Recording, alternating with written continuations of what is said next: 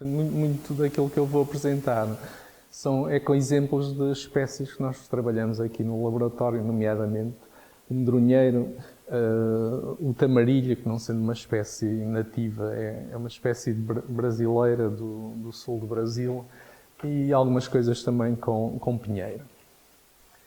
O medronheiro, toda a gente conhece, que há uns tempos saiu um selo sobre o medronheiro, não sei se vocês fazem coleções de selos, os CTTs de vez em quando editam selos relacionados com plantas da nossa flora, e aqui há uns tempos saiu este sobre o medronheiro.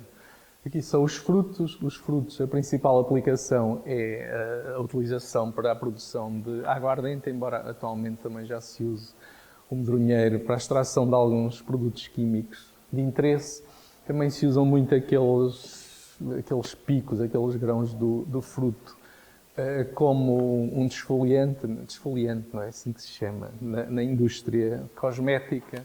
Também se extraem alguns produtos químicos, nomeadamente a arbutina, que tem interesse do ponto de vista da indústria farmacêutica, uma vez que é um composto que faz o clareamento dos tecidos e, portanto, em algumas aplicações isso tem interesse. Para que é que se faz clonagem? A clonagem faz só com alguns objetivos.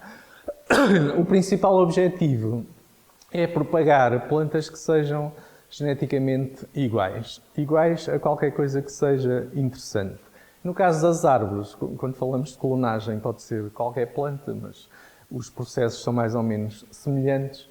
No caso das árvores e das espécies lenhosas, essas plantas que são usadas para clonagem são normalmente designadas por árvores plus, que são árvores por qualquer razão. Por exemplo, se for um eucalipto porque tem um crescimento muito acentuado, ou porque a madeira é de boa qualidade, ou se for uma espécie fruteira porque os frutos são interessantes. Portanto, são espécies ou são espécimes de uma determinada espécie que, por qualquer razão, por qualquer característica, interessa multiplicar.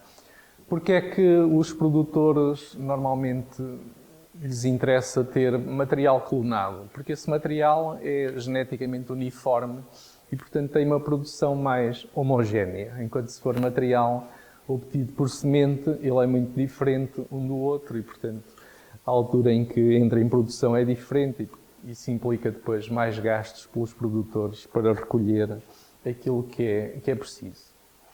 Também se usa muito a clonagem em casos mais particulares, por exemplo, quando temos híbridos que não se conseguem propagar de outra maneira. É o caso, por exemplo, das bananeiras, uma vez que são híbridos estéreis que resultam do cruzamento entre espécies tetraploides e diploides, e depois estas bananeiras são triploides e não se conseguem propagar sexuadamente. E, portanto, nestes casos, no Brasil, em Portugal, não há propriamente bananeiras, a não ser nos quintais da escola agrária há lá umas bananeiras e é por aí. Mas a propagação das bananeiras é feita sempre assexuadamente e é feita no Brasil por cultura in vitro. Há aquilo que eles chamam biofábricas, que são fábricas de propagação de plantas, onde se faz muita clonagem da bananeira. Depois há outras espécies, como pus aqui os kiwis, mas também os chopos e muitas outras espécies, que são espécies dioicas, em que temos plantas que são masculinas e plantas que são femininas. E nesses casos, se houver reprodução sexuada, também a descendência vai ser eventualmente 50% masculina e 50% feminina, e portanto, se nós quisermos propagar só os machos ou só as fêmeas, aquilo que temos que fazer é também multiplicar assexuadamente, portanto fazer clonagem dessas plantas para termos sempre as plantas com o sexo que interessa. No caso do kiwi, os machos não são muito importantes, quem produz os frutos são as plantas femininas, mas os machos têm que estar lá para a produção do pólen, porque sem pólen também não há produção de frutos. Embora atualmente há muito quem faça polinização artificial e, portanto, aí já nem sequer é preciso ter as plantas masculinas no campo. Pronto. Isto são alguns exemplos também em que a clonagem pode ser interessante. A reprodução nas plantas pode ser uma reprodução sexuada ou pode ser uma reprodução assexuada, como também todos sabemos. Quando é reprodução sexuada, isso envolve a meiose, que é um mecanismo de formação de esporos, no caso das plantas, e de gametas, no caso dos animais. Portanto, isso envolve formação de células que vão ser geneticamente diferentes umas das outras, depois vai haver a fecundação e isso vai dar origem a indivíduos com novas características. Quando falamos da reprodução assexuada, da clonagem, aquilo que interessa essencialmente é um processo de divisão celular com base na mitose, em que as células vão ser geneticamente iguais e os organismos correspondentes também vão ser geneticamente iguais. Nas plantas também, como vocês sabem, a reprodução pode ser feita sexuadamente, no caso das angiospermicas, que são as plantas com flor. As flores são as estruturas reprodutoras, onde estão os estames e os pistilos, portanto a parte masculina e a parte feminina. No caso das florestas, são muito importantes também as gimnospermicas, que embora não tendo flores, também têm estruturas reprodutoras, que são as pinhas. Ser também masculinas ou femininas, aqui são pinhas femininas e estas mais pequenas são pinhas masculinas. E depois as plantas têm muitas estruturas de reprodução assexuada, ou seja, naturalmente elas são capazes de se propagar assexuadamente, porque é um método de clonagem. Pus aqui alguns exemplos, aquela planta que é o briófilo, que muita gente tem em casa como ornamental, forma nas folhas estas estruturas que são muito parecidas com embriões e quando caem no solo dão origem a uma nova planta. Isso é um método de clonagem. Esta planta é muito usada até como modelo para estudar a formação daquelas estruturas. Depois há os morangueiros, que também imitem aqueles ramos junto ao solo, os estolhos, que são um método de propagação vegetativa. E as próprias batatas também são um método. As pessoas dizem que vão semear batatas, mas na realidade, aqui há tempos fui a uma escola e os miúdos pensavam que as batatas eram sementes, porque eles ouvem falar em semear batatas. Há pessoas que nunca viram sementes de batata, porque não se usa, não é? Portanto, a batata também é um método de propagação vegetativa.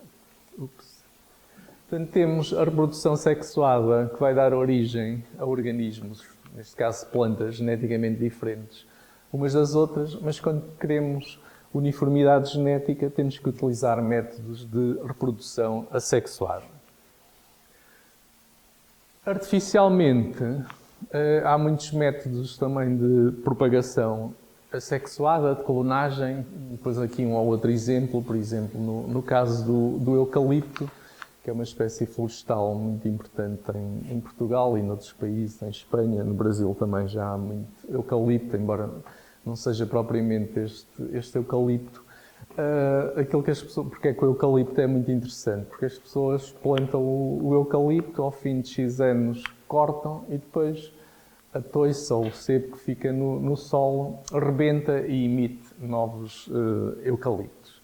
E depois, se as pessoas fizerem uma gestão adequada da floresta, cortam grande parte daqueles rebentos, deixam ficar um ou dois, ou então, como acontece muito em Portugal, deixam-nos crescer todos e depois fica lá uma amálgama de eucaliptos e isso depois tem problemas graves. Há outras espécies em que isto também acontece, por exemplo, nos sobreiros também se podem cortar e eles voltam a rebentar, ou no medronheiro também. No caso das gimnospermicas, dos pinheiros e de outras espécies, isso normalmente não acontece. Portanto, quando se corta um pinheiro, depois já não há regeneração.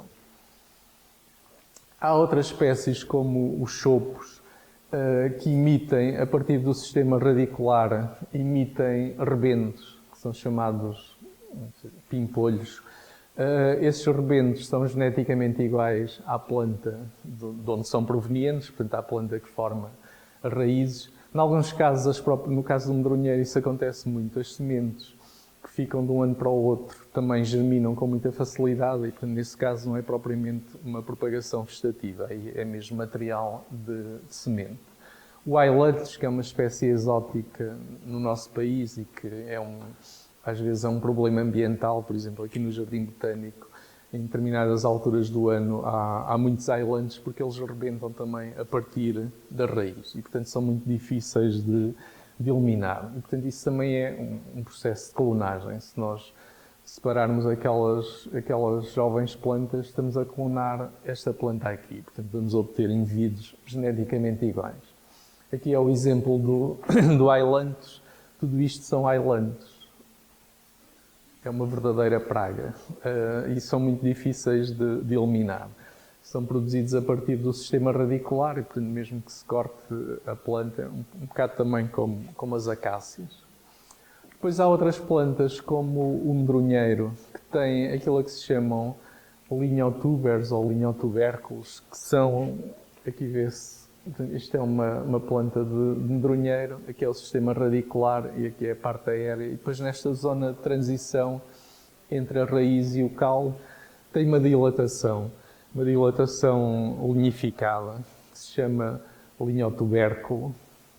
Estes linhotubérculos são, como o nome indica, são materiais linificados. As células têm lignina na parede, portanto são estruturas globosas muito rijas, mas em determinadas condições emitem rebentos. Por exemplo, quando há incêndios e as temperaturas aumentam, a parte aérea é destruída, mas depois a partir dos linhotubers formam-se rebentos que dão origem a novas plantas. Aqui é um exemplo disso no medronheiro. Vejam aqui esta parte queimada, eram as partes aéreas, e depois todos estes rebentos resultam daqueles linhotubers que existem na zona de transição entre o caule e a raiz. Isto também existe no eucalipto e há até alguns laboratórios que utilizam células deste material para propagar os eucaliptos, principalmente. No medronheiro não se usa muito. Portanto, conhecemos vários métodos de propagação vegetativa que ocorrem naturalmente, mas também há métodos que permitem artificialmente clonar as plantas de interesse. O método mais simples, que toda a gente conhece, é aquilo que se chama estacaria. Toda a gente já fez estacaria, que é pegar num ramo de uma planta e tentar enraizá-lo. Às vezes isso é muito fácil, por exemplo, nos chopos, se colhermos um ramito de chopo e colocarmos em água, ao fim de pouco tempo eles formam raízes. Os salgueiros também, portanto, nessas espécies é relativamente simples induzir o enraizamento. Há outras espécies em que isso é mais complicado e para isso normalmente tem que se utilizar compostos químicos que promovam o enraizamento. Um desses compostos químicos que se usa muito são as auxinas, penso que toda a gente já ouviu falar, que é um tipo de hormonas vegetais, e dentro das auxinas aquela que se usa muito é o IBA, que é o ácido indolbutírico. E depois há, nos viveiristas e às vezes até nos supermercados, há pó de enraizamento ou gel de enraizamento que se pode comprar. O que é o pó de enraizamento? É uma formulação que tem ácido indolbutírico misturado. Ou um gel de enraizamento é uma solução que tem agar ou outro agente gelificante e que tem também ácido indolbutírico incorporado. Uma maneira simples que nós agora já não usamos, mas usámos durante algum tempo, é fazer pó de enraizamento, é misturar pó de talco, que é relativamente inerte, com ácido indolbutírico. Portanto, isso é pó de enraizamento. Portanto, aquilo que se faz é mergulhar estas estacas no pó de enraizamento e depois transferir diretamente para solo e ao fim de algum tempo isso leva à formação de raízes. Tem que ser algum cuidado com as concentrações, porque o IBA em concentrações muito elevadas pode ser tóxico, mas pronto, tem que se fazer ensaios prévios para ver qual a concentração mais adequada. Depois há outras técnicas de clonagem, como a enxertia. Embora a enxertia não seja muito usada em espécies florestais, ela é mais usada em espécies fruteiras. Começa a ser, em Portugal, é muito usada no pinheiro manso, por exemplo. Não sei se vocês já se aperceberam, mas cada vez há áreas maiores de pinheiro manso no nosso país. Antes estava muito localizado no sul do país, ali na zona de Alcácer do Sal, por aí assim. atualmente há zonas de pinheiro manso nos mais variados locais. Não sei se isso é muito bom para as pessoas que têm os pinheiros mansos, porque parece-me que o pinheiro manso é uma árvore que requer um solo muito particular e espalhar pinheiros mansos pelo Alentejo e aqui para algumas zonas da Beira não parece que vá ter grande sucesso, mas pronto, as pessoas ouvem falar no preço do pinhão e então espalham pinheiro manso aí por muitos sítios. O pinheiro manso, as culturas são feitas muito com material enxertado, plantas relativamente jovens em que é enxertado uma parte aérea de uma árvore já mais desenvolvida.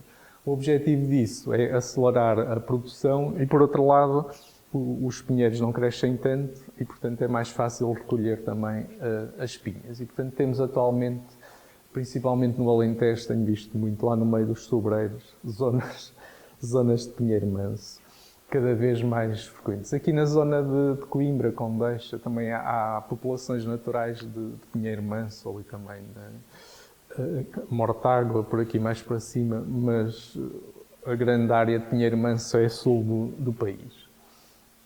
Estes métodos convencionais de propagação têm alguns problemas, pois aqui em algumas espécies o enraizamento é complicado, por exemplo, no eucalipto ou nas oliveiras, é difícil enraizar esses materiais, há variedades que nem sequer enraizam, portanto, isso é difícil. Depois, muitas vezes, no caso das enxertias, há incompatibilidades entre o enxerto e o porta-enxerto. Estas incompatibilidades não têm a ver como acontece nos animais, não têm a ver com nenhum mecanismo de rejeição de órgãos. Tem muito a ver com o facto dos câmbios, ou seja, os meristemas das duas zonas depois não funcionarem simultaneamente. Outro problema é que muitas vezes estes métodos de clonagem estão limitados à fase juvenil, ou seja, quando as árvores ainda são muito jovens e quando ainda não se tem muita ideia se elas vão ser interessantes depois do ponto de vista produtivo, e portanto estar a clonar material que ainda não se sabe bem se é interessante ou não, isso depois não tem muitas aplicações. Depois é um processo relativamente moroso, principalmente no caso da enxertia, requer muita mão de obra e requer terrenos, portanto requer muitos inputs e muitas vezes há aquilo que se chamam fenómenos de top office ou processos de top office que é os ramos, numa árvore nós, na maior parte dos casos, queremos é que ela cresça na vertical, principalmente aquelas espécies que são mais utilizadas do ponto de vista industrial, como o eucalipto ou o pinheiro. E normalmente para fazer estacaria, o que é que se faz? Vai só ramos mais jovens e tenta-se que esses ramos sejam enraizados. Muitas vezes esses ramos têm um crescimento na árvore, estão numa posição mais ou menos horizontal, como estão normalmente os ramos. E aquilo que se verifica é que depois, quando esses ramos enraizam e crescem, para dar origem a uma nova planta, eles em vez de crescerem na vertical, crescem um bocado na horizontal, que é aquilo que se chama crescimento plagiotrópico, em vez de ortotrópico, que é na vertical. E isso depois não é muito interessante, porque esse material não tem grandes aplicações do ponto de vista industrial. E, portanto, em virtude destes problemas, cada vez usa-se mais a cultura in vitro como um método alternativo, às vezes mesmo de substituição da propagação chamada convencional, que é a estacaria e a enxertia. Portanto, a cultura in vitro, como o nome indica, não é mais do que propagar as plantas. Chama-se in vitro porque antes se usavam materiais cultivados em tubos de ensaio, em caixas de Petri, portanto, em material que era de vidro. Atualmente usa-se muito o plástico, embora do ponto de vista ambiental o plástico não é muito interessante, mas pronto, às vezes é necessário. Portanto, in vitro significa isso, cultivar material em condições laboratoriais em recipientes de vidro, atualmente de plástico. Aqui por acaso estes são de plástico. Isto foi uma fotografia com um senhor aqui há uns anos que andava a fazer uma reportagem uma reportagem sobre coisas científicas, figuras científicas. E então nós fazíamos aqueles tubos de ensaio com diferentes cores, que é quando os miúdos das escolas vêm aqui à universidade, nós damos-lhe uma plantita dentro dos tubos de ensaio, depois uns são do Benfica, outros são do Sporting, e então levam cores diferentes. E depois ele veio aí, eu mostrei-lhe e ele tirou uma fotografia. Ali não se vê porque o projetor acho que até está com umas cores um bocado esquisitas, mas era uma fotografia muito interessante. E aqueles eram tubos de plástico.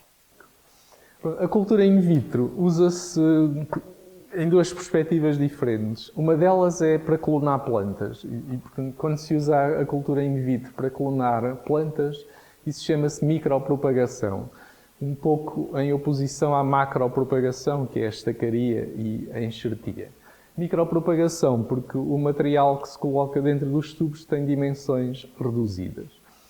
Também se pode usar a cultura in vitro com outros objetivos que não propriamente multiplicar plantas. Por exemplo, em processos de transformação genética de plantas também se usam culturas in vitro, ou quando queremos crescer células em bioreatores ou em meio líquido para a produção de compostos químicos. Isso também é uma cultura in vitro, mas não tem como objetivo propagar plantas. Portanto, é um método de cultura in vitro com uma função diferente que não propriamente a micropropagação. Micropropagação, mesmo quando o nosso objetivo é obter plantas, clonar uma determinada planta, porque é interessante por qualquer motivo. A micropropagação pode ser feita de diferentes maneiras, como vamos ver a seguir. Pus aqui três exemplos. Neste caso é a formação de uns tubérculos, uma espécie que produz tubérculos.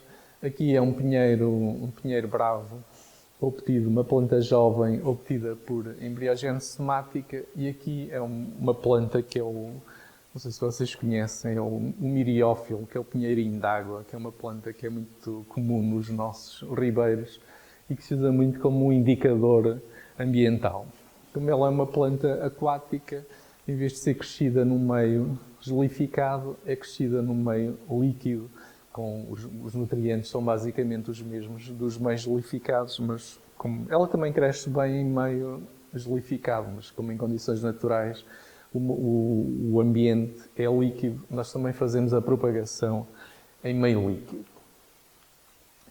Agora, o que é que faz com que as plantas sejam muito fáceis de clonar? Uma coisa que não acontece com os animais. Nós já ouvimos falar de ovelhas clonadas, ovelha Dolly, gatos e macacos e mais não sei o quê, e se calhar pessoas, também haverá por aí alguns já clonados ou não sei.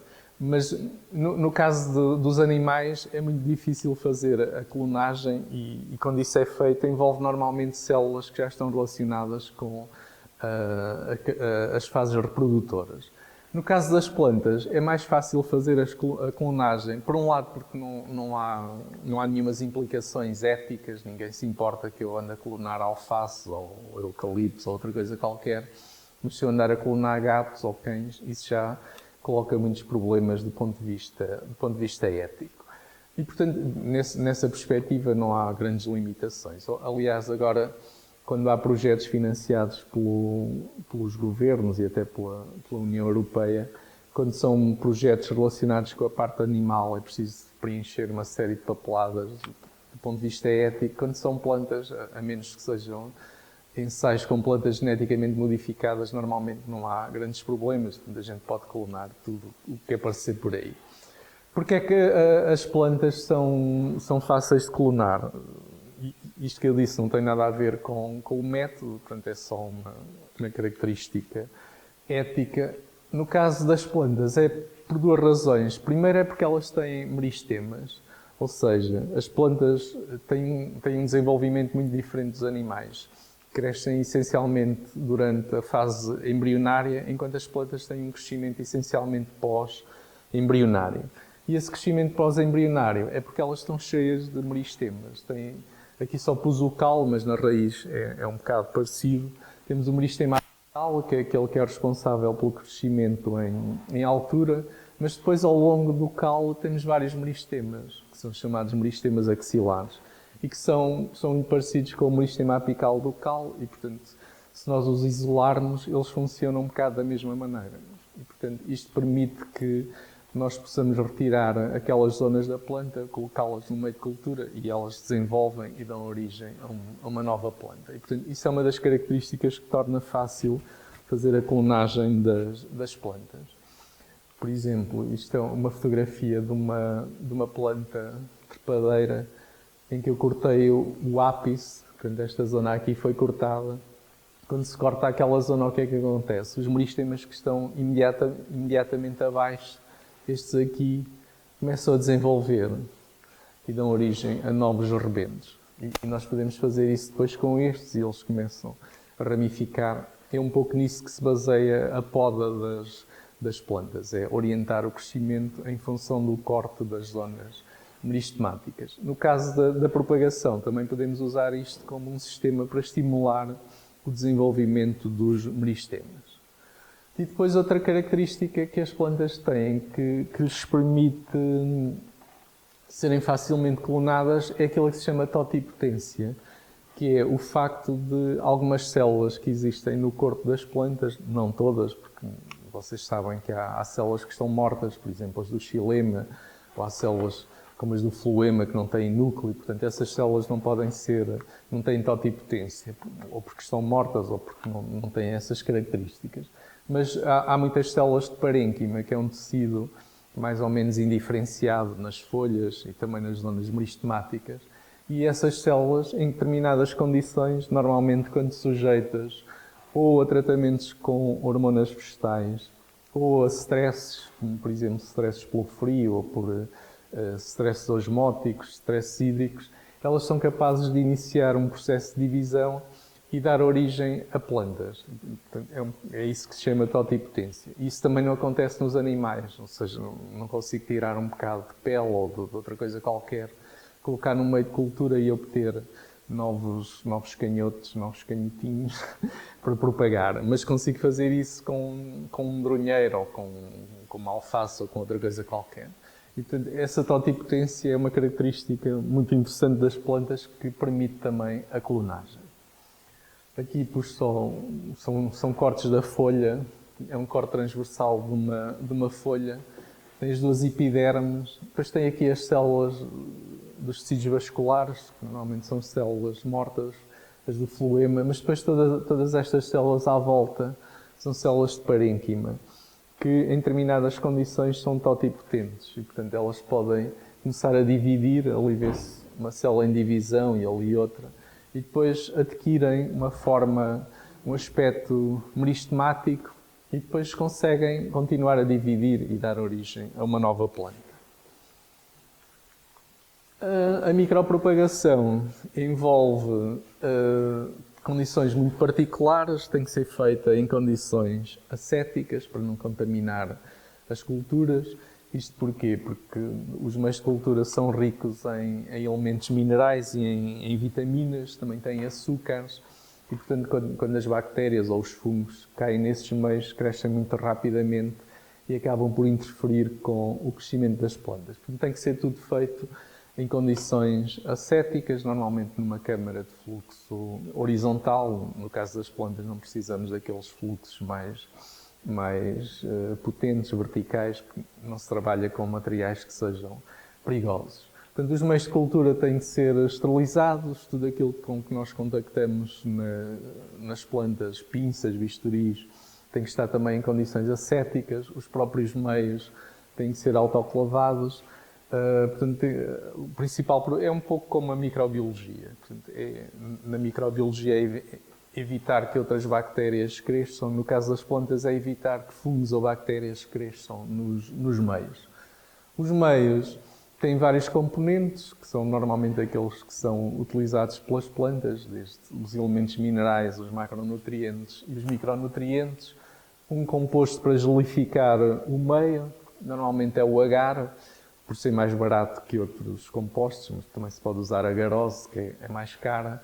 Alguns aminoácidos, sacarose, porque embora as plantas, como sabem, são organismos autotróficos, mas quando estão nestas condições in vitro, elas não têm uma fotossíntese muito eficaz e, portanto, adiciona-se normalmente uma sacarose para tornar o crescimento mais mais eficaz. E depois, o mais importante, no sentido que é aquilo que nos vai permitir obter a resposta que se pretende, são as hormonas vegetais, que são adicionadas ao meio de cultura e normalmente são de dois tipos, auxinas e citocininas. Depois há outros fatores que também temos que ter em conta. As culturas têm que estar num ambiente controlado, portanto a luz, a intensidade da luz e o fotoperíodo. A umidade também é muito importante, senão os meios secam muito rapidamente. A temperatura, aqui nos nossos climas, normalmente utilizamos temperaturas de 24, 25 graus. Quando são plantas tropicais, a temperatura convém ser um bocadinho mais elevada e o pH dos meios também é um fator importante. E atualmente começa-se a dar também muita atenção à atmosfera que circunda as plantas, porque acho que também vocês sabem que há uma hormona que é o etileno, uma hormona vegetal. E os tecidos muitas vezes libertam etileno se os frascos forem fechados com uma tampa que não deixa circular o ar, o etileno acumula-se e isso pode ter alguns problemas. E a mesma coisa com o NO, com o óxido nítrico, também é um gás e também tem alguns efeitos no crescimento das plantas. Depois, quando nós queremos clonar as plantas, quando queremos micropropagar, podemos fazê-lo por 3 métodos diferentes, que são estes que estão aqui. Um que é chamado a proliferação de meristemas, outro que é designado por organogénese e um outro que é designado por embriogénese somática. O objetivo de todos eles é igual, é obter um grande número de plantas que sejam geneticamente iguais. A maneira como nós conseguimos isso é que é ligeiramente diferente e tem muito a ver com o material de que partimos e com o tipo de resposta que queremos induzir. Rapidamente vamos como é que funciona cada um dos processos. A proliferação de meristemas é o método que se utiliza mais e que é mais fácil. Porquê? Porque ele parte de meristemas que já existem na planta. Aqueles meristemas que eu vos mostrei há pouco, que existem ao longo do caule, são esses meristemas que vão ser estimulados a desenvolver neste processo. No caso das árvores, o método da proliferação de meristemas tem um problema, que é nós não podemos ir diretamente ao campo recolher os meristemas, porque normalmente isso implica grandes taxas de contaminação. Portanto, o que é que se faz normalmente? Identificamos uma árvore que queremos multiplicar, neste caso cortam-se ramos da árvore, esses ramos são colocados normalmente num copo com água ou às vezes com alguma hormona, nomeadamente citocinina, e ao final de um tempo começam os meristemas que existem ao longo do ramo começam a desenvolver, isso é aquilo que se chama o abrolhamento. Portanto, desenvolvem e começam-se a ver novas folhas. Se isto continuar a crescer, vai dar origem a um ramo. E depois são estes novos meristemas que se formam em virtude do abrolhamento que nós vamos utilizar, porque eles já estão na estufa e já não vão estar contaminados. E, portanto, a taxa de contaminação, quando nós os colocamos in vitro, já vai ser muito reduzida. Depois, a seguir, o que é que pega-se nesses segmentos nodais, que são secções do caule que têm o meristema, e colocamos no meio de cultura. Esta fase é aquela que se chama o estabelecimento in vitro. E é uma fase muito importante, porque normalmente há muitas contaminações, portanto devemos evitar que haja contaminações. E por outro lado também porque, principalmente nas árvores também, o material muito lignificado é muito rico em fenóis. E esses fenóis muitas vezes libertam-se para o meio, depois já vos mostro uma fotografia, e interferem com o crescimento das culturas. Depois, se tivermos sucesso, o que é que vai acontecer? Cada um destes segmentos nodais vai dar origem à parte aérea de uma planta, que é aquilo que se chama um rebento caulinar. Esse rebento caulinar vai ter, ao longo do caule, novos meristemas, e esses meristemas depois podem ser usados novamente. Podemos seccionar o caule e voltar a cultivá-los, e portanto temos uma taxa de propagação elevada.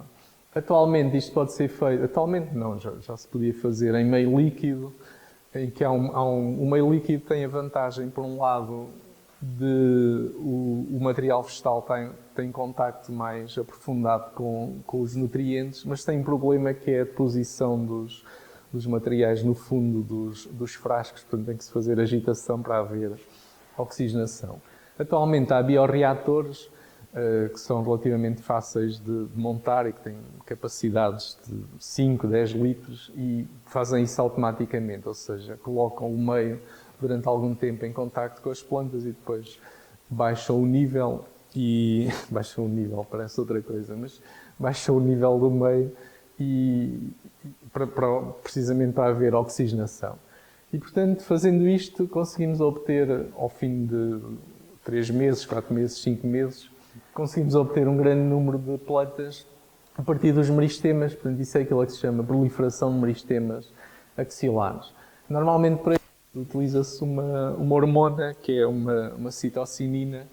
Utiliza-se esta com muita frequência, que é a benziladenina ou benzilaminopurina, porque é uma hormona barata, ou seja, há outras como a zeatina, que são mais eficazes, mas como são extraídas de plantas, custam muito dinheiro. 1 miligrama de zeatina custa várias centenas de euros, enquanto a benziladenina é mais barata. Isto é produzir uma grande quantidade destes rebentos caulinares.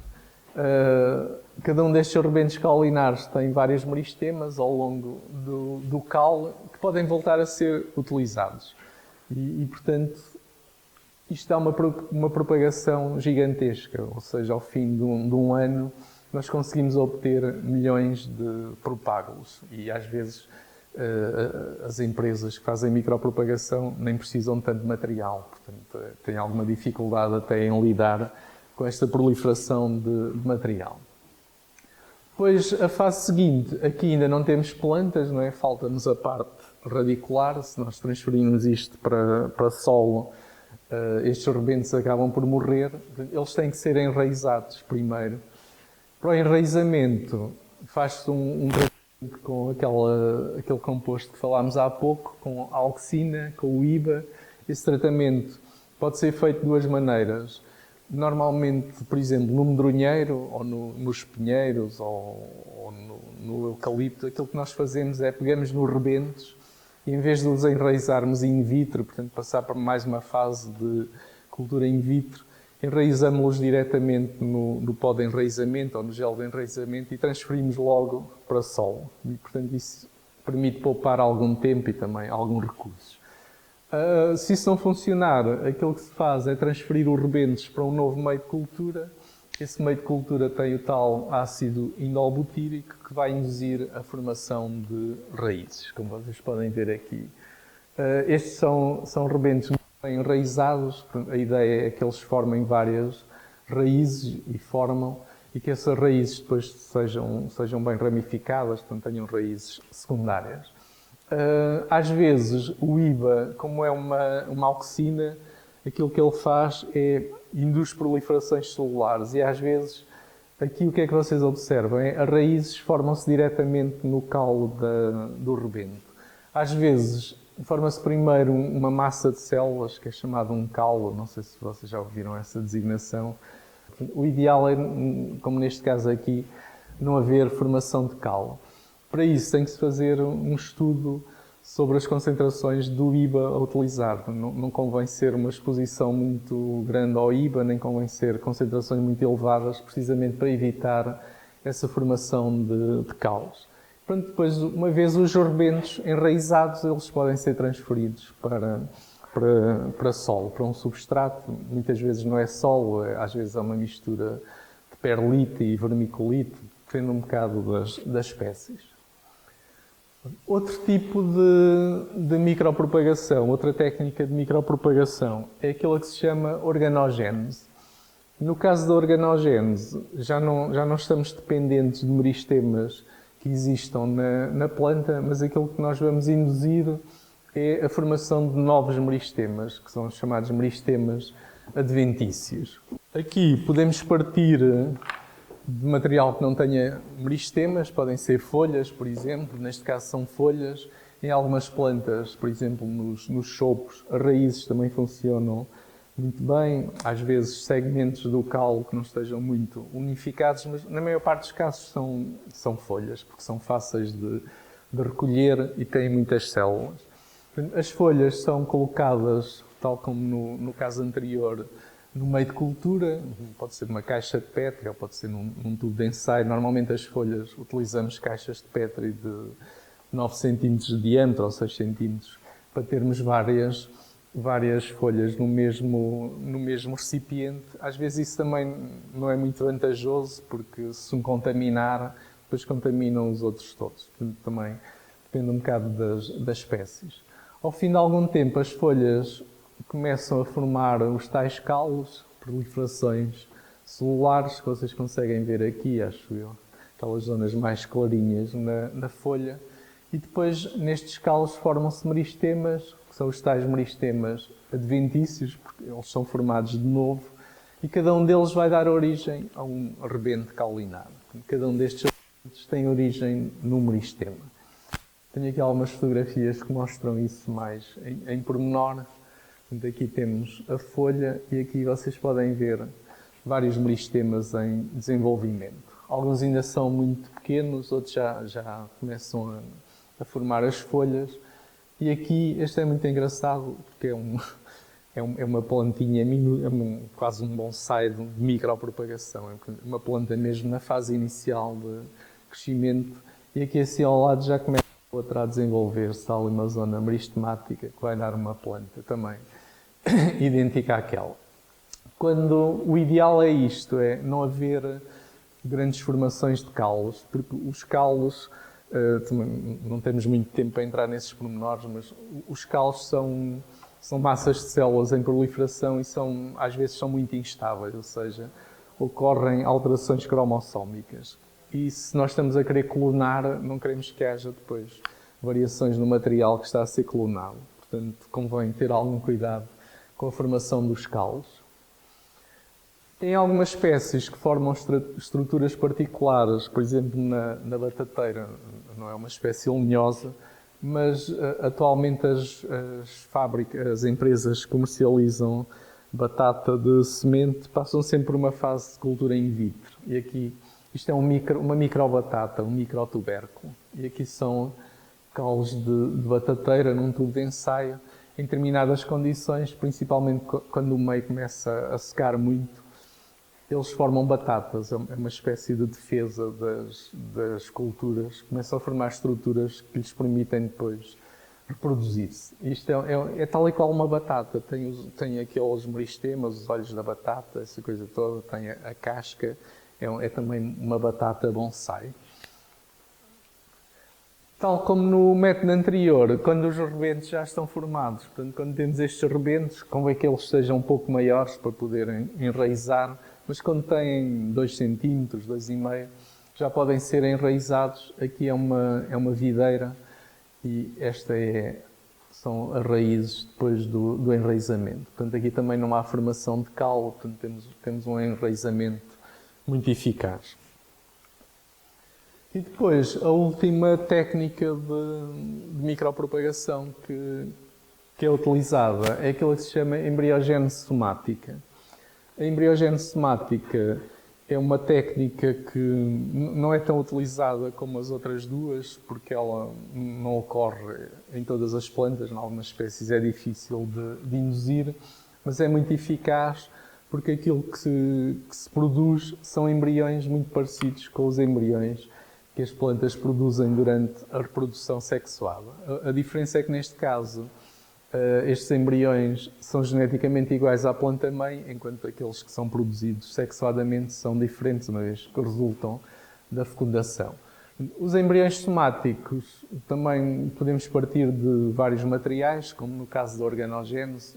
No caso do medronheiro, que é este exemplo aqui, partimos de folhas, mas no caso dos pinheiros, como as folhas são muito rijas, as acículas, normalmente partimos do embrião zigótico, que é um tecido muito jovem e, portanto, tem grande capacidade de divisão.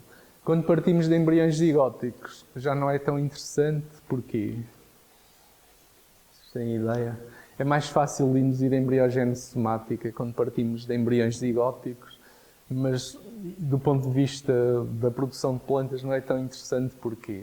Quando partimos de embriões zigóticos, nós não sabemos se aquele embrião zigótico vai ser uma planta interessante. Portanto, estamos a clonar coisas que eventualmente podem não ter interesse. Atualmente, nos Estados Unidos e no Canadá, as empresas fazem muito isto a partir dos embriões zigóticos, mas depois congelam-nos em azoto líquido durante muito tempo, até poderem fazer testes no campo, porque já fazem isto há muitos anos, e depois, se eventualmente as plantas forem interessantes, vão buscar o material que está congelado e voltam a propagá-lo. Bom, mas então a embriogénese somática consiste em quê? Consiste em cultivar material vegetal, pode ser folhas, raízes, embriões, outra coisa qualquer, e estimular a formação de embriões, que são estas estruturas brancas que aparecem aqui. Eles são brancos normalmente porque são muito ricos em lípidos e em proteínas de reserva, isso dá-lhes uma coloração branca, mas, por exemplo, na alfarrobeira já são verdes, depende um bocado, ou em Arabidopsis, porque já têm alguma pigmentação com clorofila. Bom, isto é normalmente induzido num meio de cultura que tem uma hormona vegetal, que é o 2,4-D,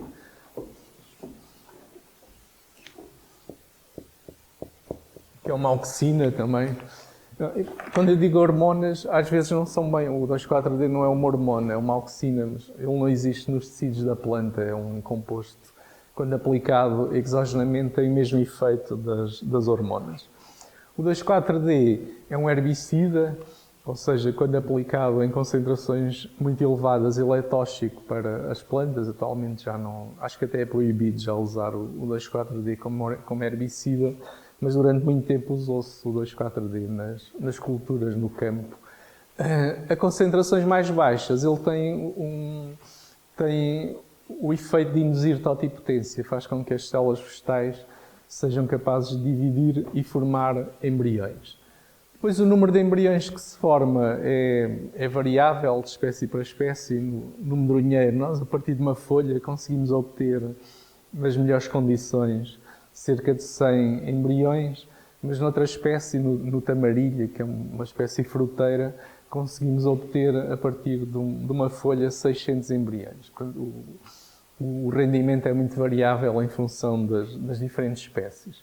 Os embriões, não sei se vocês estão familiarizados com o desenvolvimento embrionário. Os embriões passam por diferentes fases de desenvolvimento, desde o estado mais precoce, que é chamado o estado globular, em que o embrião é uma bola de células, até ao estado mais desenvolvido, em que já são visíveis os cotilédonos. Aqui, esta fotografia em baixo é um embrião zigótico e um embrião somático.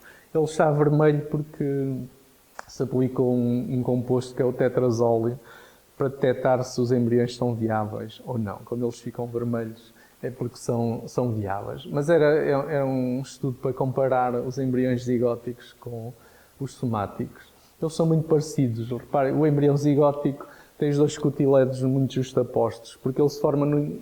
Ups! Porque ele... Isso é que foi...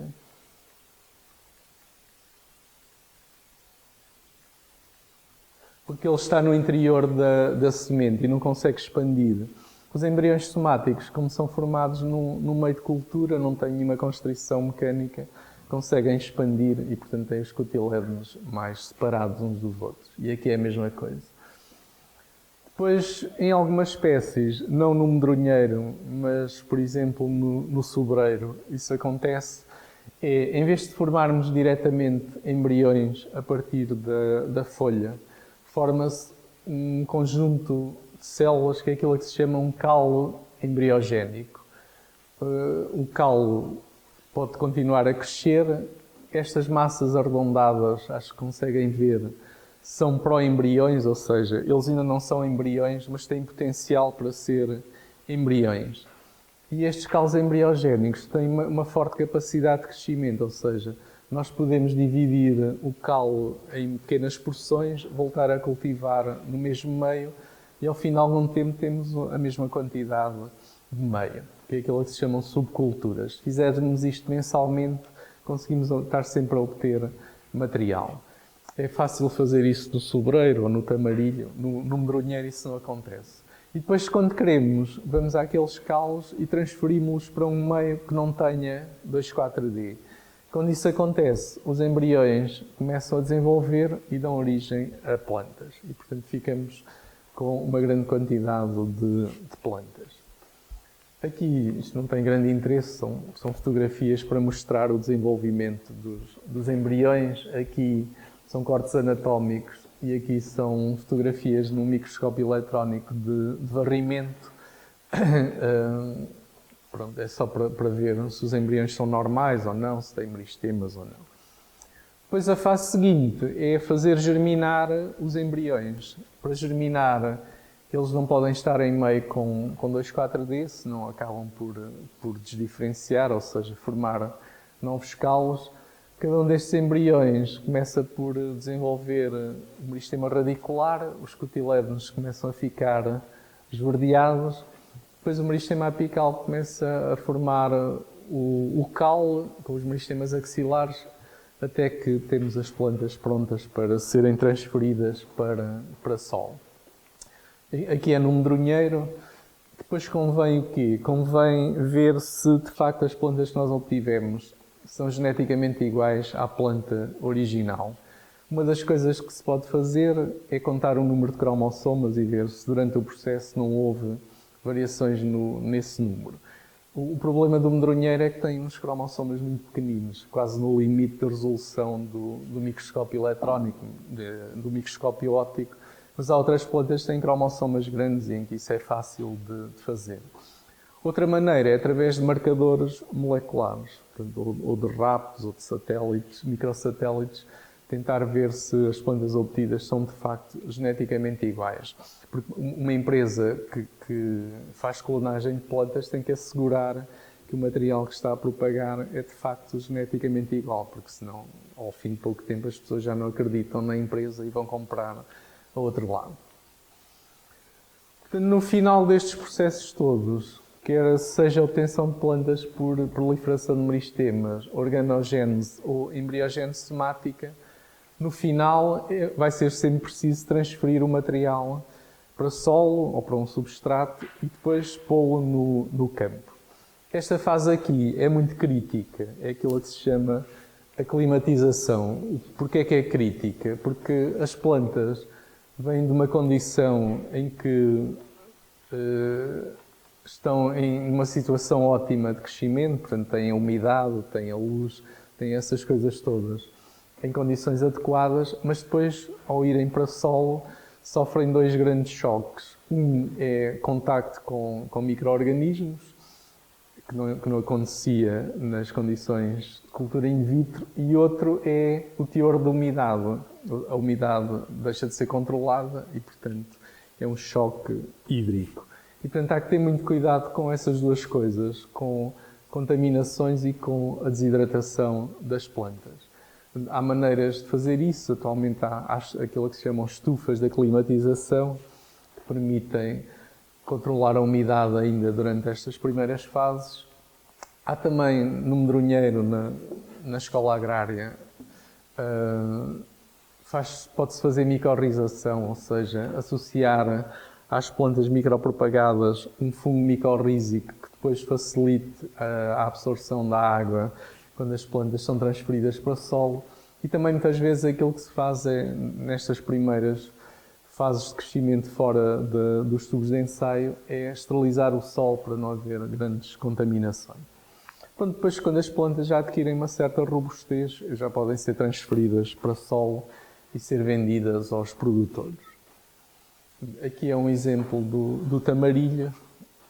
Temos aqui as plantas mesmo muito jovens, depois ao fim de 4 semanas e ao fim de 6 semanas.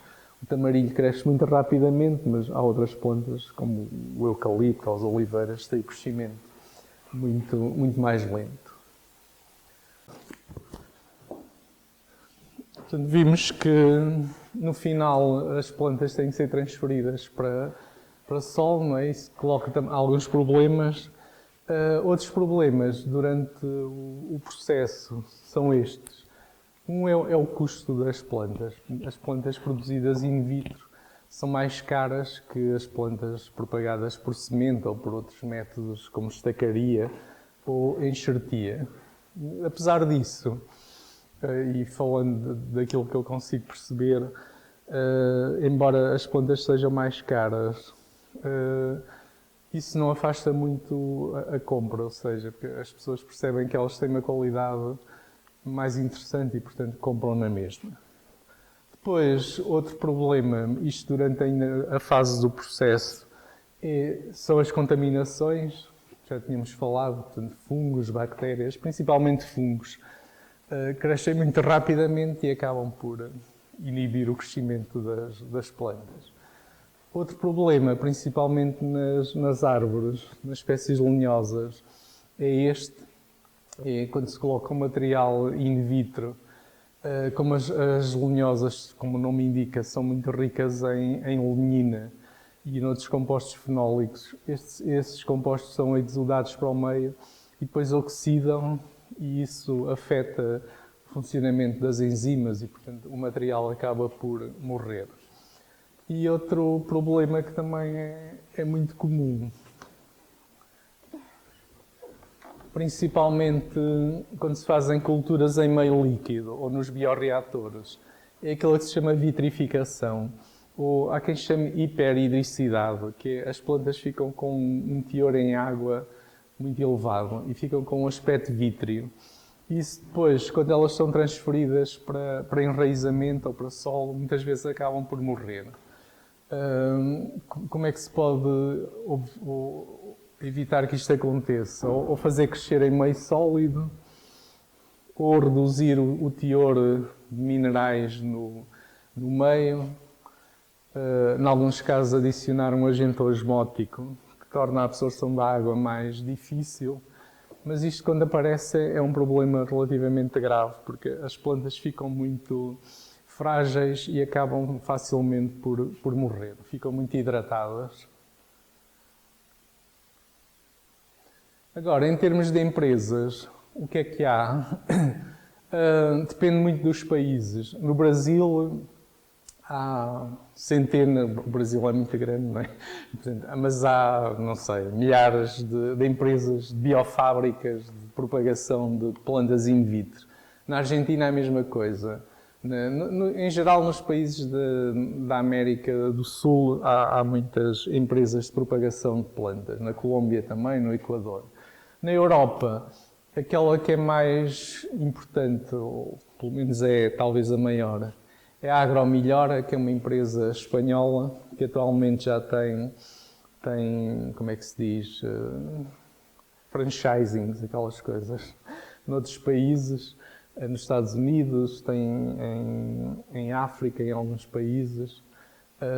Ela começou na Catalunha, acho eu, e entretanto expandiu-se bastante. Faz propagação de quase tudo o que a gente imaginar.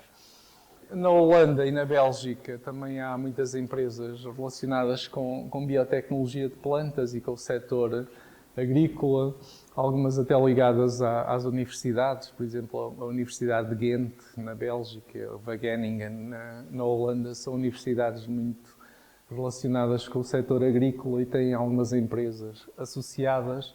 Esta é uma delas, a Iribov, que faz biologia molecular e faz muita coisa relacionada com clonagem de plantas. Esta aqui é uma empresa com a qual nós já trabalhámos. Tivemos uma altura tivemos uma colaboração com os viveiristas e tivemos e temos um laboratório no Polo 2 em que os técnicos que nós tínhamos foram durante algum tempo para esta empresa, que são os viveiros Battistini, em Itália. Também fazem propagação de muitas espécies arbóreas e arbustos, árvores. É também uma empresa relativamente grande. Em Portugal também já começa a haver alguma coisa. Há bocado estava a falar ali com a vossa colega, com a Marta. Há uma empresa que nasceu associada à escola agrária, que é a Green Clone, que atualmente está em Cantanhede, não é? Há uma outra empresa que é esta, que é a Quality Plant, que está precisamente no Polo 2, naquelas instalações que estava a referir há pouco, que é a responsável é a Mónica Zuzarte, que é uma antiga aluna aqui do departamento, que fez o doutoramento, atualmente é investigadora na Faculdade de Medicina e tem esta empresa no Polo 2. Fazem propagação de medronheiro, amoreiras, fazem um pouco aquilo que lhes pedem, ou seja, não sei se vocês conhecem o mercado dos produtores e dos vendedores, aquilo varia muito de ano para ano e se as culturas são subsidiadas ou não, portanto há uma série de fatores que condiciona muito aquilo que se vai multiplicando. Há uma empresa também ligada à Universidade do Minho, acho eu, não sei exatamente o nome, mas isso. Foi também, o Pedro esteve lá, fez aqui um mestrado, esteve lá durante algum tempo.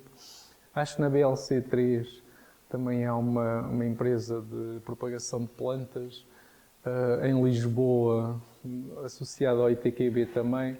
Portanto, começam a surgir algumas empresas de propagação de plantas no nosso país que fazem clonagem.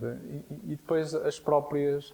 A Navigator, por exemplo, a antiga Soporcel, também tem um laboratório que é o Raiz, onde eles fazem propagação de plantas. Houve uma altura em que o laboratório fazia muito micropropagação, agora acho que já não faz tanto.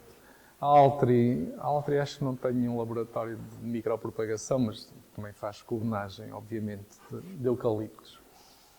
Bom, isto quanto à micropropagação e à clonagem. Agora, quanto ao melhoramento. O melhoramento é um pouco o inverso da clonagem, ou seja, com o melhoramento o que nós queremos é introduzir novas características que tornem as plantas ou mais produtivas ou mais resistentes a fatores bióticos ou abióticos. E, portanto, o que nos interessa neste caso é induzir variabilidade e depois ver se essa variabilidade é interessante. Para induzir variabilidade é o contrário da clonagem, ou seja, aquilo que se faz é a reprodução sexuada. Portanto, escolhemos os progenitores um pouco em função daquilo que queremos obter. Neste caso aqui é um exemplo do medronheiro, em que nós andamos à procura de plantas que sejam mais tolerantes a stress hídrico, que sejam capazes de tolerar níveis de água reduzidos no solo. Portanto, o que fizemos foi polinizações artificiais.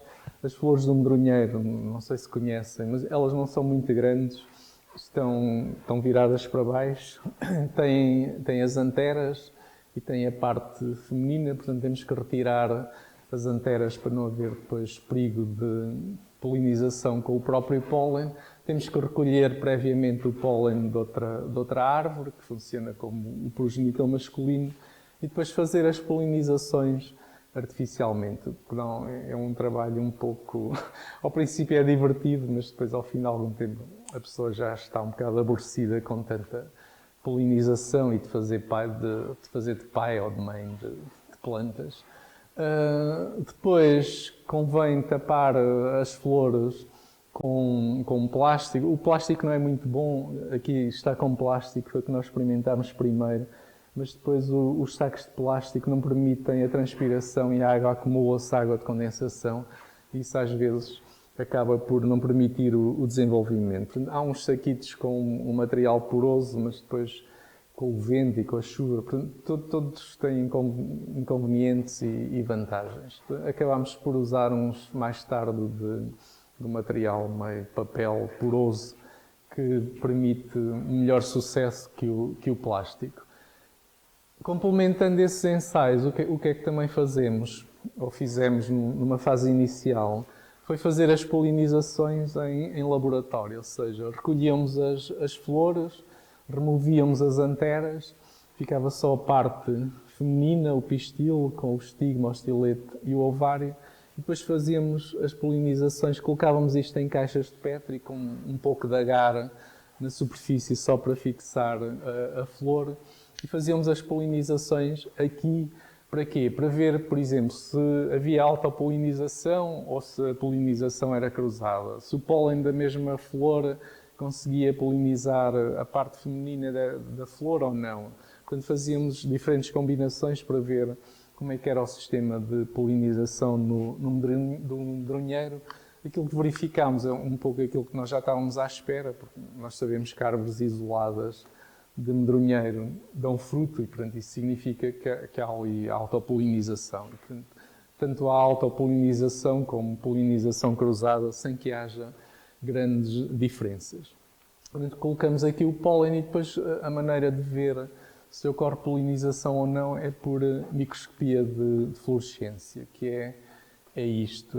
O pólen, não sei se acho que sabem, quando o pólen germina emite um tubo polínico, que é aquele que vai transportar os gametas ao longo do estilete até aos óvulos, onde está o saco embrionário. Esse tubo polínico é rico num composto que é a calose, que existe na parede celular, e usa-se um corante que é o azul da anilina. Não é um corante porque ele é cora, mas neste caso é um fluorocromo, ou seja, quando ele se liga à calose, emite uma fluorescência amarelada, ou depende do comprimento de onda. E essa fluorescência, como as paredes da parte feminina do estilete não têm calose, tudo o que nós observamos são os grãos de pólen em desenvolvimento. Aqui é o estigma e os grãos de pólen têm aquela coloração azulada e estas zonas amareladas, aqueles prolongamentos, são os tubos polínicos. Portanto, dá para ver se o pólen germina ou não e depois se cresce ao longo do estilete. Depois não dá para ver se há fecundação, mas em princípio se ele cresce ao longo do estilete é porque não há nenhum mecanismo que impeça o crescimento e o transporte até aos gametas, até ao gameta feminino no saco embrionário. Portanto, fizemos muito disto para ver se ocorria polinização ou não. E depois, quando já tínhamos isto bem estudado, fomos para o campo fazer as tais polinizações em condições artificiais, mas naturais no sentido em que o crescimento era na árvore. Depois também é preciso saber as alturas em que o pólen está maduro, quando é que as anteras libertam o pólen. Temos que fazer esse tipo de análises. O pólen do medronheiro, não sei se já viram alguma vez, é muito engraçado. O pólen, há bocado quando falei do medronheiro não disse, mas também há mel de medronho e, portanto, o mel de medronho tem pólen do medronheiro. O pólen, em vez de ser, como na maior parte das espécies, que é um grão, são conjuntos de 4 grãos.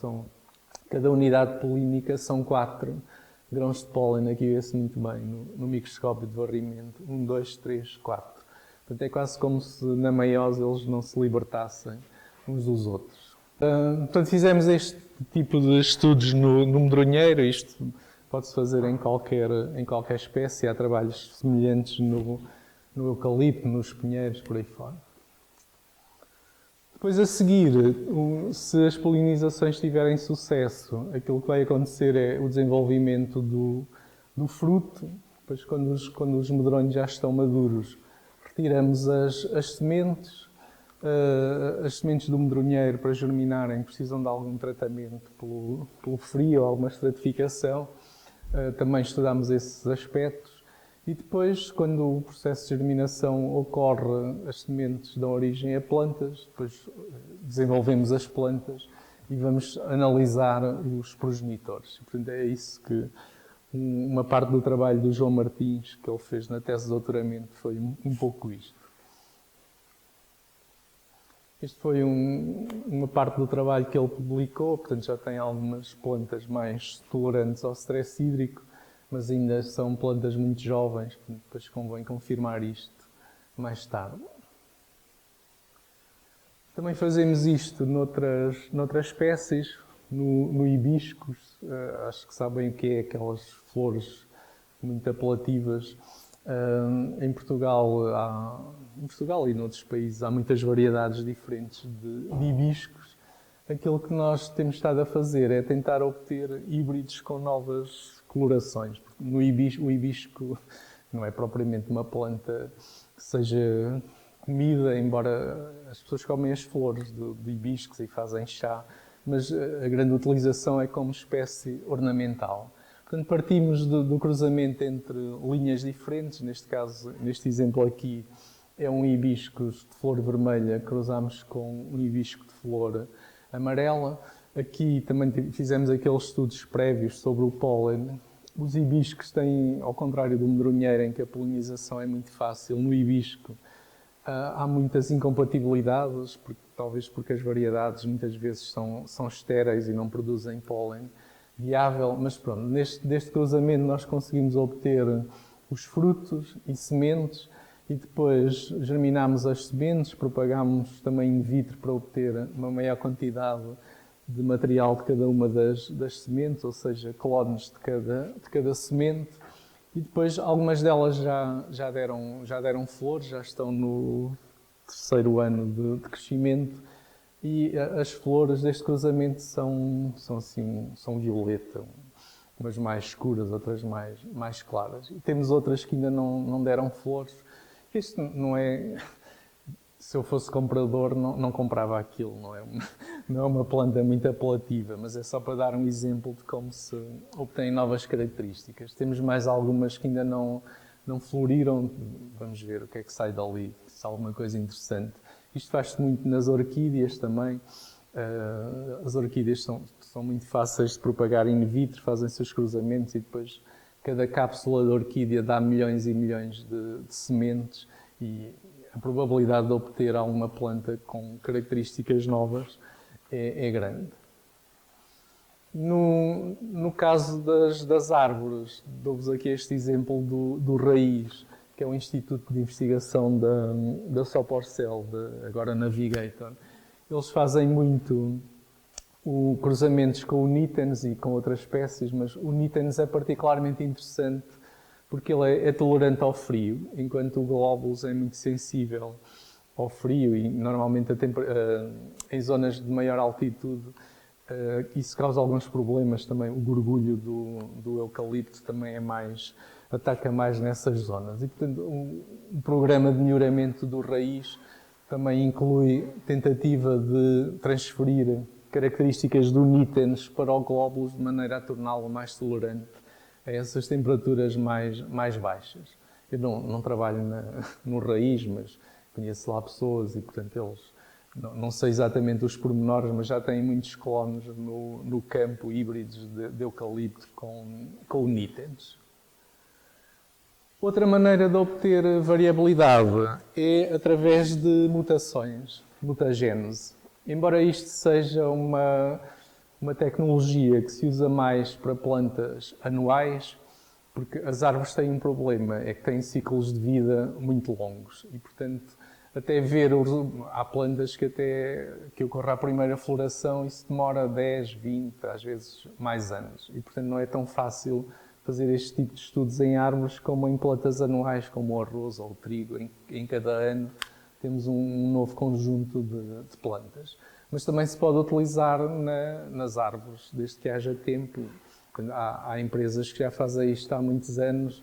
A Soporcel já tem programas de melhoramento desde o final dos anos 60 e, portanto, já tem muitos anos de dados e já tem muita informação.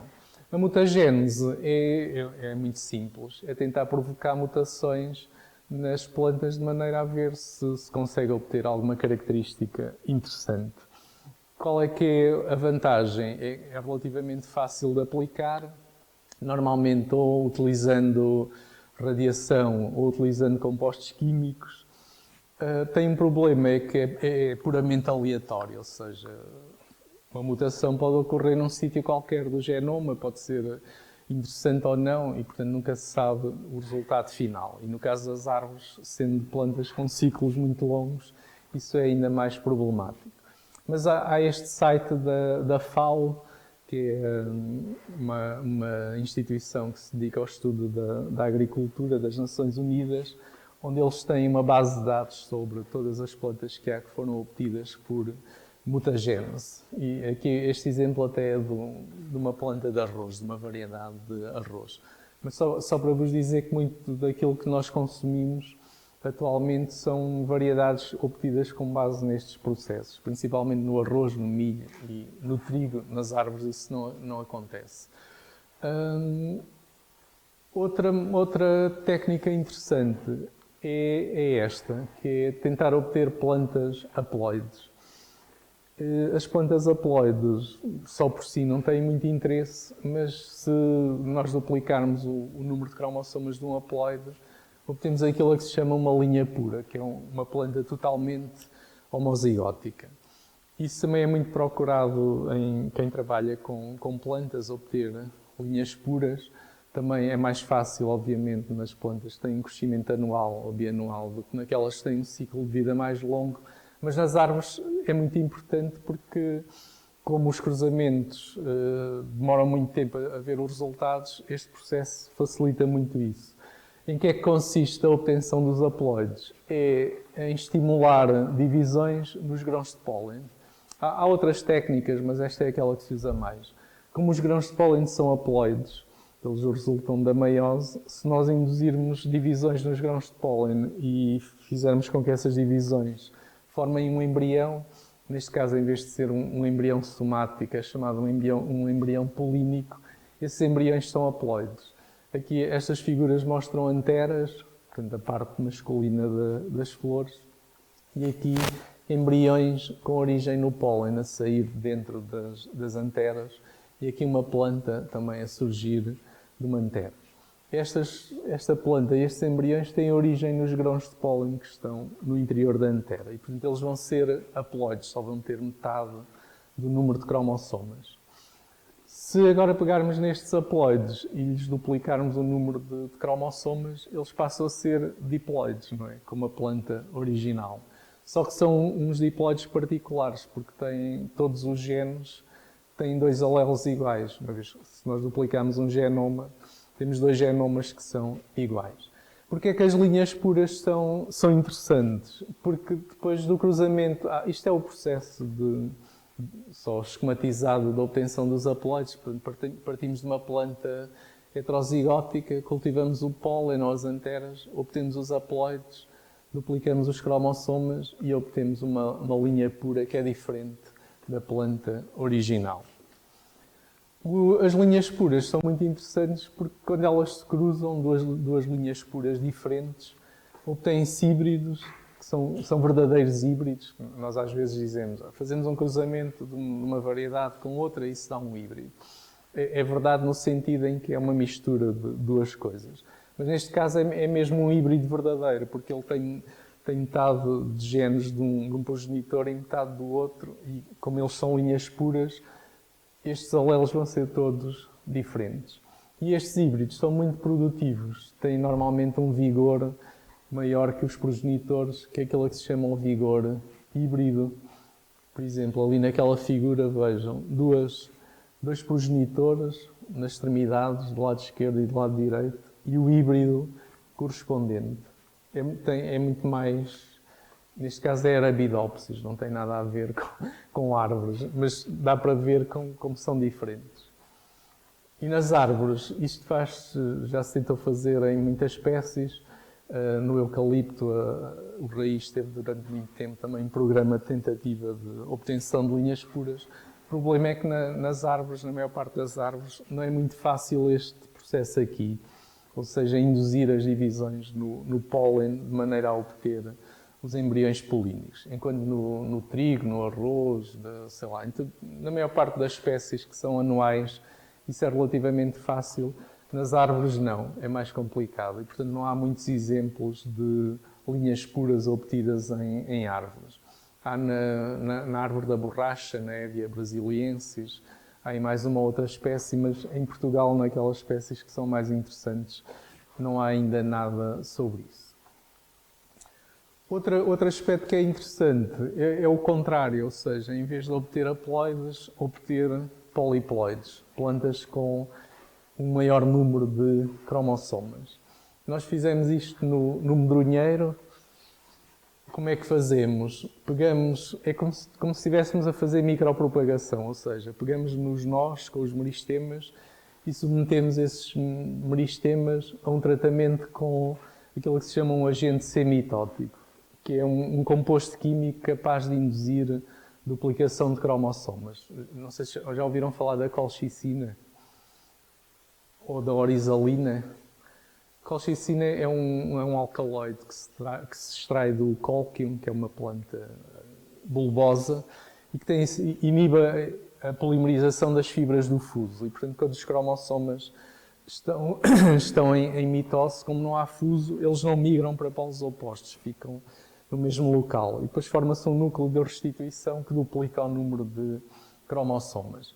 É um método muito eficaz, tem que ter algum cuidado também com as concentrações e com o tempo de exposição à colchicina, mas funciona muito bem.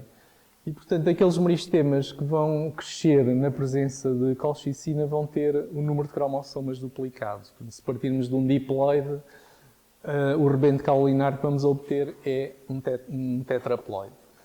Depois tem que se enraizar a mesma coisa do processo de micropropagação, e no final obtemos as plantas tetraploides. No medronheiro nós conseguimos obter plantas tetraploides até este estado. Depois elas morrem, acabam por morrer. Nós pensamos que no medronheiro a tetraploidia é uma condição letal, ou seja, há uma combinação de genes que faz com que o desenvolvimento não possa ocorrer para além desta fase. Mas noutras espécies não. Por exemplo, no tamarilho, não sei se conhecem estes frutos, aparecem agora muito no supermercado. No tamarilho nós já conseguimos obter tetraploides, e os tetraploides já produzem frutos. E a nossa esperança é que os frutos dos tetraploides fossem muito maiores que os frutos dos diploides. Mas aquilo que se verifica é que eles não são até mais pequenos. Mas continua a ser interessante na mesma, porquê? Porque se nós tivermos um tetraploide e tivermos um diploide e os cruzarmos, o que é que podemos obter? É um triploide, não é? Que é um pouco como as bananeiras, que são triploides e produzem frutos que não têm sementes. E o que nós estamos a tentar fazer no tamarilho é cruzar os tetraploides com os diploides de maneira a obter plantas que produzam frutos que não tenham sementes. Porque os consumidores gostam muito de frutos que não tenham sementes. Uvas sem grainhas, melancias sem pevidos, as bananas não têm aquelas sementes horríveis. Portanto, isto para dizer que há espécies em que é relativamente fácil e outras em que não. Também já tentámos com o eucalipto. No eucalipto nem sequer conseguimos obter os tetraploides, mas também os ensaios que nós fizemos no eucalipto foram muito mais reduzidos do que fizemos no medronheiro. É preciso pessoas para fazer os ensaios e, portanto, se nós não tivermos muita gente a trabalhar, também não conseguimos fazer muita coisa. Depois, para confirmar se as plantas são ou não tetraploides, ou no caso dos haploides a mesma coisa, podemos contar o número de cromossomas. Aqui, ao contrário do medronheiro, o tamarilho tem cromossomas muito grandes, que são muito fáceis de observar ao microscópio. Aqui é um diploide, tem 24, e aqui é um tetraploide, aquele está mal, são 48. Ou então, se não conseguirmos ver os cromossomas, também podemos usar citometria de fluxo, que é uma técnica que quantifica o DNA, adiciona-se um fluorocromo ao DNA, normalmente é o iodeto propídio, e depois num citómetro, num aparelhómetro, conseguimos averiguar a quantidade de DNA que existe nas células. Como o DNA é proporcional ao número de cromossomas, sabemos se as plantas são diploides ou tetraploides, ou eventualmente com outros níveis de ploidia. E depois, para terminar, mas não vou falar disto, porque por um lado não temos tempo e por outro lado também não tem muito a ver com a nossa realidade no nosso país. Outras maneiras de obter variabilidade é por transformação genética, ou seja, introduzindo genes nas plantas de outros organismos. Em Portugal e na Europa, de uma maneira geral, isso não é proibido, ou seja, a legislação é muito apertada, mas noutros países, como nos Estados Unidos, ou no Brasil, ou na Argentina, isso é feito, e já é feito em árvores. Aqui são chopos, na China, que são, reparem que eles são geneticamente iguais, parece que são todos filhos da mesma mãe, e são completamente uniformes. E para além disso são resistentes a um inseto. permite, quando a larva do inseto ataca os chopos, eles são geneticamente transformados, produzem uma proteína. Quando os insetos comem os tecidos, existe lá essa proteína e as larvas acabam por morrer. E agora, mais recentemente, há uma outra técnica que já não é transformação genética, que é a edição do genoma, uma técnica que já tem alguns anos e que foi... A técnica em si, ou seja, o processo em si já é conhecido há muito tempo. A aplicação prática é que é mais recente e foi feita por estas duas investigadoras, a Jennifer Doudna, que é a americana do lado esquerdo, e a Emmanuelle Charpentier, que é uma francesa, que trabalha na Alemanha, que inventaram uma técnica de edição do genoma. Ou seja, enquanto na transformação genética, o que é que se faz? Normalmente adiciona-se um ou mais genes de outros organismos à planta que nós queremos modificar. Aqui, no caso da edição do genoma, isso já não é preciso e aquilo que se faz é uma modificação do próprio genoma da planta. Imaginem que uma planta produz uma toxina qualquer que não é interessante para os seres humanos. Nós podemos eliminar essa toxina por edição genética. Ou podemos remover um determinado gene que cause, por exemplo, um crescimento mais reduzido das plantas. E, portanto, isso pode ser feito por edição genética. A edição genética, para além de ser muito mais eficaz que a transformação genética, também tem outra vantagem, é que os políticos não sabem muito bem o que é edição genética e pode ser vendido como se fosse uma mutação, ou seja, é muito parecida com uma mutagênese. E, portanto, há aí uma abertura, eventualmente, embora o Tribunal Europeu em 2018 tenha dito que não, que a edição genética é como a transformação genética. Atualmente há muita pressão de alguns governos e de alguns grupos de cientistas para considerarem a edição genética uma coisa diferente de transformação, porque na realidade são coisas diferentes. Aliás, nos Estados Unidos nem sequer é considerado uma alteração genética, é considerado como se fosse uma mutação natural. E, portanto, esta técnica, provavelmente nos próximos 10, 20 anos, vai ser a técnica que se vai utilizar para modificar as plantas geneticamente sem aqueles problemas que eventualmente a transformação genética apresenta. Agora, o que é que nós estamos a fazer aqui no laboratório, só para terem uma ideia?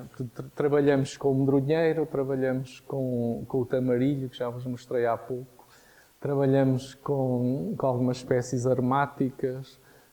Atualmente, no âmbito do F4F, trabalhamos também com pinheiros, o Pinus alpensis, que é uma espécie que ainda não é muito conhecida em Portugal, mas também com o pinheiro manso e com o pinheiro bravo.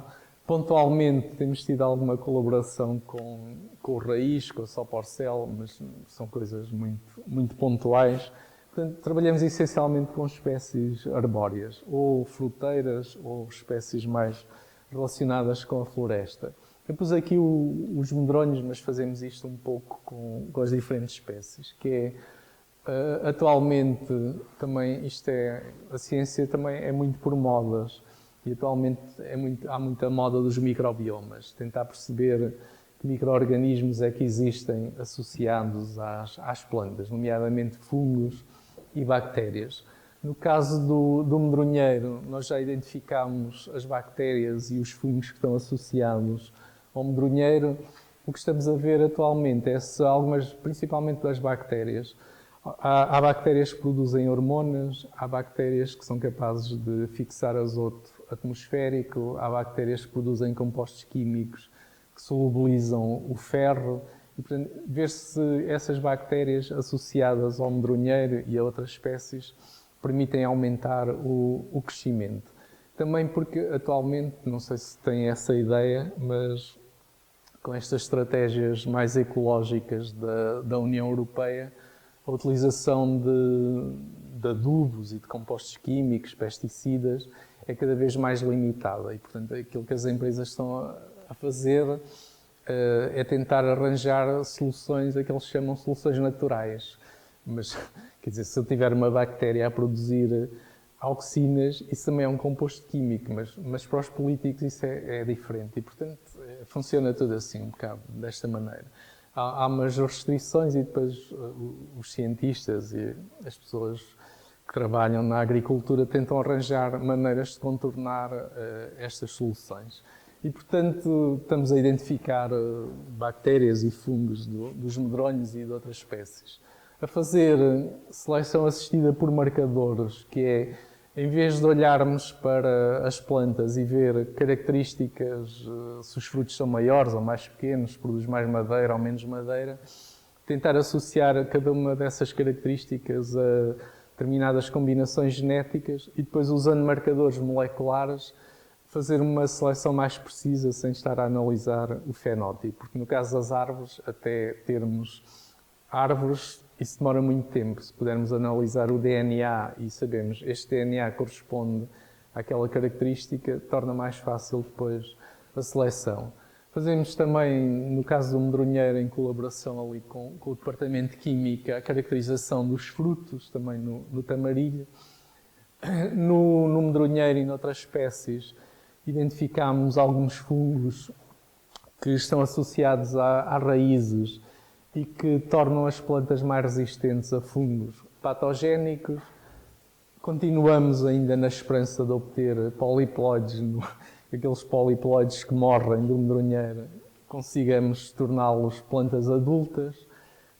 Identificação de genes envolvidos na micropropagação, isto já não é tão interessante do ponto de vista prático, mas mais do ponto de vista biológico, para tentar perceber o que é que leva à expressão da totipotência.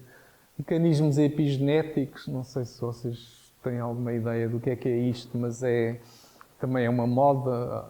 Há uns anos descobriu-se que as variações nos organismos podem não ser genéticas, mas podem ser epigenéticas, ou seja, pode não haver modificações na sequência do DNA, mas sim na expressão dos genes, condicionada, por exemplo, pela metilação do DNA ou pela acilação das histonas, que são proteínas associadas ao DNA. E aquilo que se verificou foi uma coisa interessante, que era, acho que foi na Noruega ou na Suécia, já não sei bem, descobriram que quando as plantas eram crescidas sob determinados stresses, elas como que incorporavam uma memória futura que depois na descendência se refletia na mesma, e os descendentes tinham essa memória.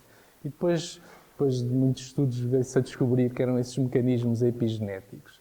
E portanto nós fazemos isto muito em colaboração com uma empresa em Espanha, que é a Naiker, que é uma empresa do País Basco. No País Basco, ao contrário de outros sítios, há muito dinheiro para investigação no País Basco e na Catalunha. Depois no resto da Espanha é um bocado como em Portugal. Mas essa empresa tem trabalhado muito, principalmente em pinheiros e no Pinus radiata e no Pinus alpensis. E depois algumas coisas mais relacionadas com o stress hídrico, já vos falei no caso do medronheiro. Isto é basicamente um programa de melhoramento que as empresas e outras instituições fazem, que é identificar genótipos de interesse, cloná-los, fazer campos de pés-mãe, tentar inscrevê-los nos catálogos de variedades, ou seja, certificar esse material e depois comercializá-lo e depois, em termos de fitossanidade, assegurar que o material tem as condições adequadas. Agora, a seguir, vamos lá para baixo para os laboratórios para ver, assim, em termos muito gerais, o que é a clonagem e o que é que se faz. O João vai falar mais sobre a parte da clonagem e a Sandra sobre a parte mais de biologia molecular. Isto é o nosso grupo. Isto ainda foi no Covid, foi no São Martinho, no dia de São Martinho do ano passado. Estava muito calor e fomos para o jardim, mas ainda estávamos todos assim com medo uns dos outros, com medo do Covid. São os alunos, este é o João, esta é a Sandra, depois são alunos de doutoramento ou de mestrado. Faltam ali alguns. Pronto, foi muito boa esta sessão. Finalmente começamos a poder falar com as pessoas ao vivo e não online. e agradeço a vossa presença. E aqui no departamento já vos dei uma ideia daquilo que nós fazemos. Se algum dia vos pudermos ajudar em alguma coisa, tenho os nossos contactos, portanto é só dizerem, ou se quiserem visitar, ou, enfim, estamos disponíveis para colaborações, ou para visitas, ou para trabalhos, aquilo que vocês acharem interessante. E obrigado pela vossa presença.